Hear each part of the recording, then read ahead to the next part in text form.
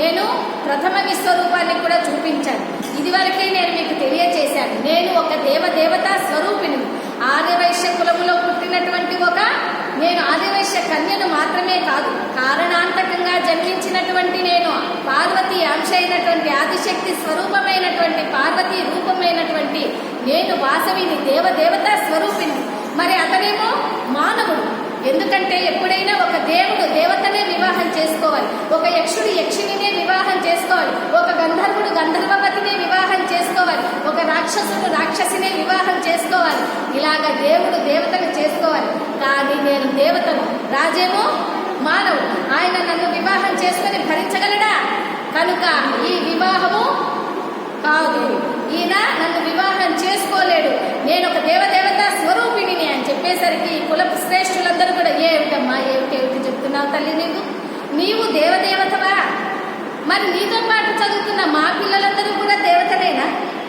నీవు విద్యాభ్యాసం చేసినప్పుడు నీతోటి విద్యార్థులంతా దేవతలేనా? మరి మా పిల్లలంతా దేవతా స్వరూపిణిలా? నీవు మాత్రం దేవత, మా పిల్లలు కాదా అనేసరికి అమ్మవారు, మీకు ఇదివరకే నేను ఒకసారి విశ్వరూపాన్ని చూపించాను. ఇప్పుడు ఉయ్యాలలో ప్రథమ విశ్వరూపాన్ని చూపించాను.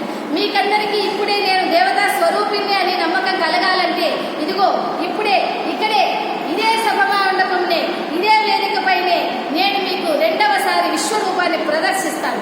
నా విశ్వరూపాన్ని చూడలేని మీరు భయప్రాంతులైనప్పుడు నాకు తలుచుకుంటే నేను సాధారణ కన్యగా మళ్ళీ నేను మీకు దర్శనమిస్తాను అంటూ అమ్మవారు దివ్య సూర్యుల శాంతితో, దివ్యమైన ప్రభలతో, దేదీప్యమానంగా కోటి సూర్యుల ప్రభతో ఆ తల్లి భూమి నుంచి దివికి ఆకాశమంత ఎత్తున అనేకమైన బాహువులతో, అనేకమైన బాహువుల్లో ఆయుధములతో ఆ తల్లి ఒక ఆది శక్తిగా ఒక అవతారాన్ని, పెద్ద విశ్వరూపాన్ని చూపించేసరికి యక్షులు, గంధర్వులు, కిన్నెరులు అందరూ కూడా దేవతలంతా పుష్పక విమానాలలో అమ్మవారి పైన పుష్ప వర్షాన్ని కురిపిస్తున్నారు.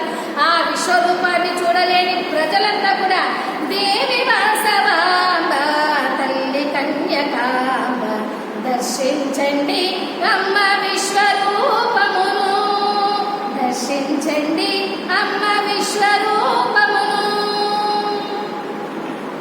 సత్యలోకమే శిరము, సూర్య చంద్రులే కనులు, అష్టదిక్కులే చెవులు, వేదములే వాక్కులు, దేవి వాసవాంబ తల్లి కన్యకాంబ దర్శించండి అమ్మ విశ్వరూపమును, దర్శించండి అమ్మ విశ్వరూపమును అంటూ భక్తులంతా కూడా అమ్మవారి విశ్వరూపాన్ని దర్శించి ఆ తల్లికి దివ్య తేజస్సులకు అనేక శతకోటి వందనములన్నీ కూడా అర్పిస్తూ, ఓ అమ్మ, ఓ జనని, మమ్మల్ని కనుకరించు తల్లి, మమ్మల్ని అనుగ్రహించమ్మా, శాంతించు తల్లి, మేము ఈ కోటి సూర్యుల విశ్వరూపాన్ని మేము ప్రదర్శించలేకున్నాం, మాకు సాధారణ కన్యగా మాకు దర్శనం ఇవ్వమ్మా అంటూ వాళ్ళందరూ వేడుకునేసరికి ఆహా భక్తులంతా ప్రీతి చెందుతున్నారని ఆ అమ్మవారు సాధారణ కన్యా రూపిణిగా దర్శింపజేసేసరికి ఈ ఆర్యవైశ్య ప్రముఖులంతా కూడా అమ్మవారి విశ్వరూపాన్ని చూచి మన కులదేవత వాసవి రూపంలో మన